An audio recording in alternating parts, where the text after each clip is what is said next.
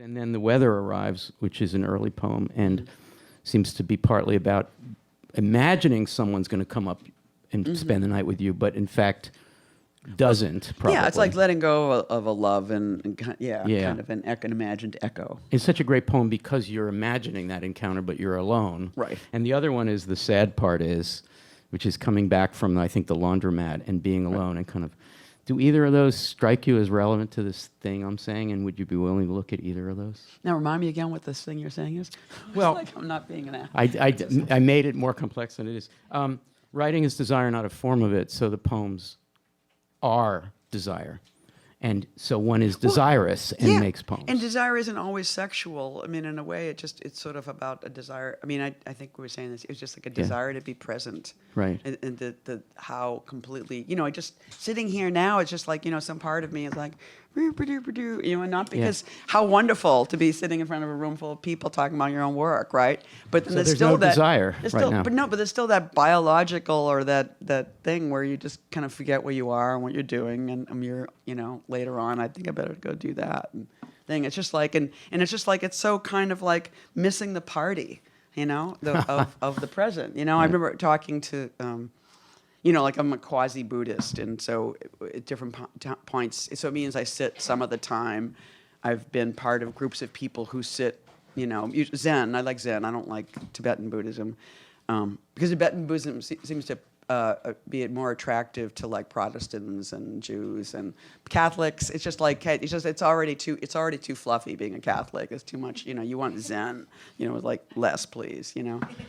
But I've sat with Zen teachers, and you do that thing that they call it interviews, where you kind of bow and you sit down, and they say, "What is your question?" And you have a question. And mine was just the first time I asked, it was like about this problem of presence, which is that there were these moments in my life that I've awaited with great expectation, and then somehow I got there and I forgot to remember to be present, or we were all there to watch the tower light up, and somehow I turned and looked and the tower was already lit. Or, when the World Trade Center, when those, I remember like being, Jordana called me and said, I guess we can't go to the airport today. A plane hit the World Trade Center. And I was like, what? So I'm throwing all my cutoffs, running up to the roof, and looking, and there's the two towers flaming, and then I was like, I better get some coffee. Go down, come back up, and there's only one tower. And I was like, whoa, I need some more coffee. I go down. So obviously, it's like the great, spectacle of actually seeing the towers collapse, I wish I saw that, and stuff. But it just as an illustration, it was just like endlessly always somehow missing the thing. And so I said, what is this about? Why am I always not there? And he said, well, it's not the moment. It's all the moments leading up to the moment. It's sort of like you already weren't there. That's the problem. It's sort of like you weren't there before you walked in the room. It's sort of like, so how could you be in the room? And it's just, so I feel like my work so much, it's not whatever the line is, desire, not a form of it. It's sort of like, I desire to be here desperately. You know what I mean? I think love is like that too. It's just like, am I actually connecting with another human being? Is this actually happening? And in the first of those poems, the weather, and when then the weather arrives, you're imagining someone coming up the stairs and spending the night with you, but that doesn't happen. But the poem does that. Exactly. Right? It's like Greece. You get to go to Greece for a month in the poem. Yeah, exactly. It's sort of like, I hate to use such an ancient, it's an ancient word, consolation. Poetry is a consolation for the ways in which you fail to be present. I was a great poet, and I would always be alone. That doesn't mean like literally alone. It means that the state of being a poet means Greece is here, Joel Cotten is here, the encounter I'm not having tonight is here. Home is here. Yeah. We've already talked about it, but would you be willing to read And Then the Weather Arrives? Yeah. No, it's page 97, a very early poem. Thanks. And then we're going to ask for questions that you might have, so get ready. They're already not ready. Oh, there's stuff written. Please don't read I those. can't. I won't. I'm just Oh, you make me so embarrassed. There's a clean copy. No, it's perfect. She's going to... There's like underlining and then like a line and a little loopy thing, right? Getting older, less wild. I wasn't going to say but you that. weren't even that old. I thought we're talking about you. No, I no, think. I'm not. Yeah. It's like- Oh no, I was talking about you getting older. Less. No, it begins by saying nobody comes up in the middle of the night anymore. I'm getting older, doesn't it? No, it doesn't mean that. Okay. I'm like not that old. I was pretty young when I wrote this poem. Okay. And also, there's a whole thing which is sort of is a essay at the end that actually Yeah. explains that line completely differently. So Yeah. I can tell completely you about that. differently from the way I did it. Exactly. Yeah. Fucking teachers. You know. They don't know what they're doing. And then the weather arrives.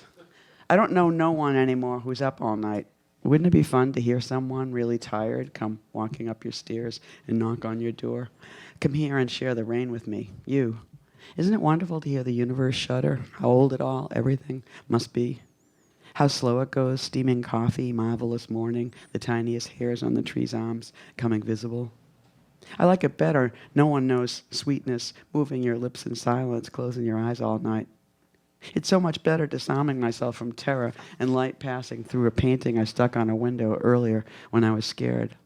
It's great. It's really great. Trees hold the world, and the weather moves slow. Even a body dissolves and takes a place incorrectly everywhere I would like to nuzzle and plants a heart in the world voiceless. I began knocking, ridiculous, just to hear your echo back, arm against face, just to stop those fucking trucks. My thoughts are vanishing into that sweetness. So good about the trucks. I know. It's just on cue. That was great. Do you still like that poem? I love this poem. This Yeah. is one of my favorites Yeah. because it changes speed all the time. I mean, that's Yeah. the thing that's really. Yeah. It's sort of like when it goes on painting I stuck on a window earlier when I was scared, and then it's almost like somebody else comes up and goes, "Great, it's really great." Yeah. You know, like you're changing the subject inside of Yeah. yourself. You know, and having a different tone and a different speed and That it's like great knocking too, Eileen, where you're almost knocking, you're sounding out the space you're alone in, but you've got this encounter that's in the poem. It's, like there's that great poetic tradition. I don't know how great it is. There's a poetic tradition of, we made love all night and now it's the morning and really great, and I'm going to write a poem about that. But this is a poem about that encounter not happening except as a result of your desire in your mind. Mm-hmm. It's so beautiful. the thing. Also, it is kind of literal, but in the end, at the end of the book, there's like an essay, and it, and it compares this poem to another poem, and it's about different relationships receding. But in one of the relationships, the characters in the relationship all dub themselves different names. And so one person said, "I'm no one," and one person said, "I'm someone," and one person said, "I'm anyone." So when I say, "I don't know no one anymore who's up all night," the fun is using bad English to say, I meant this woman who called herself no one. So I'm missing no one, meaning her. Oh. Yeah. So And again, I should have read more closely well, you the should. I mean, it's just like postscript, I feel like because you so made much, it really clear. So much of poetry is just private jokes you're having with yourself. It's like knowing that this seems clear, but it's not clear because I know what it means. Not even so to you just- me. That was a setup. You're supposed to say, "Oh, it's okay, Al." Oh, never mind. We're not doing that.